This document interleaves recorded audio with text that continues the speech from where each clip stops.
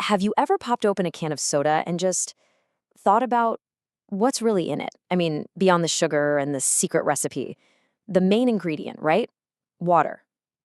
Well, we're going to dive deep into that today because for one small community, the story behind that water turned into an all-out war.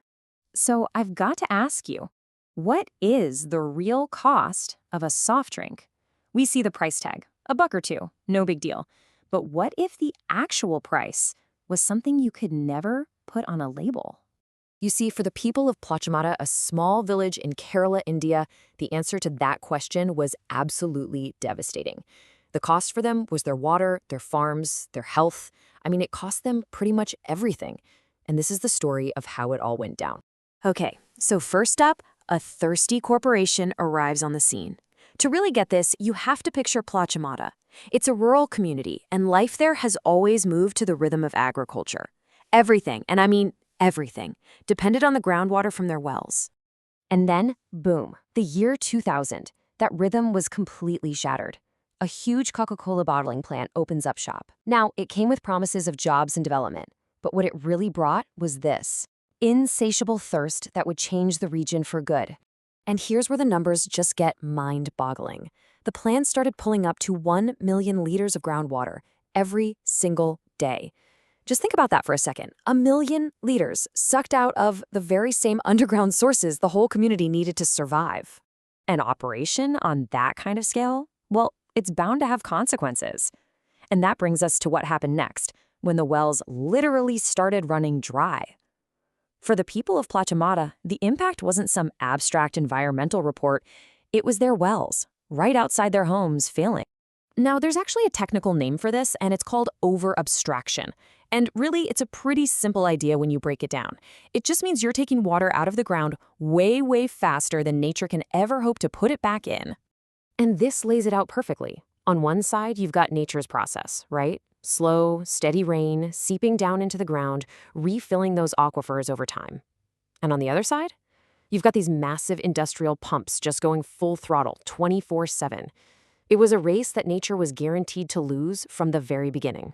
So this is where we get to the real heart of the matter, the human cost. Because this was never just about water tables and geology. It was about people. This massive water withdrawal created a horrible chain reaction, this cascading crisis that hit every single part of life in Plachamata. It started with what you could call a quantity collapse. It was as simple and as terrifying as it sounds. The wells that had been there for generations just started to go dry. All of a sudden, water was scarce. And the burden, as it so often does, fell on the women, who now had to walk for miles just to get enough water to cook and drink. But you know what? It got even worse. As the water level dropped, the water that was still left started to change. The quality just collapsed. It became salty, contaminated. So now, not only was there not enough water, but the little they could find might actually make them sick. And that, of course, led to the third stage of this crisis, total economic collapse. Remember, Plachamata is a farming community. Without water to irrigate, their crops failed. Yields just plummeted. And the livelihoods that had supported their families for centuries were suddenly about to vanish. So, faced with losing everything, their water, their health, their jobs, you might think they'd just give up. But the people of Plachamata? No way. They decided to fight back, and their local struggle turned into a protest that people all over the world started paying attention to. And they were absolutely relentless. They started protesting in 2002, right there at the factory gates. Their story started to spread. It got international attention. And then, amazingly, through a mix of sheer community pressure and some smart legal fights, they did it.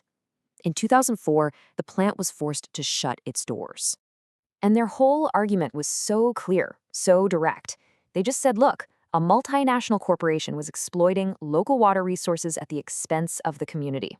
That was it. It was about profits being put before people, and they made sure the whole world heard them. But the story of Plachamata, it's so much more than just one village's fight. It's really a powerful, real-world lesson. It teaches us about a huge global problem that's only getting bigger: water insecurity. And if you break it down, what happened in Plachamata is kind of a perfect storm. The drivers of the crisis there are what we see happening all over the world. You've got this huge industrial demand for water, you've got the over-abstraction we talked about, You often have weak governance, not enough rules to protect the resource. And right at the center of it all is this deeply unequal access, where one powerful company can control a resource that everyone needs to live.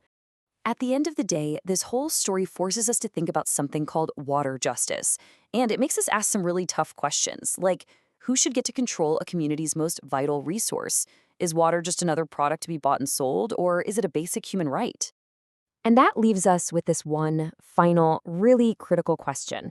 It's the question the people of Pachimoda fought so hard to answer, and it's a question all of us really need to think about. Who owns the water beneath our feet?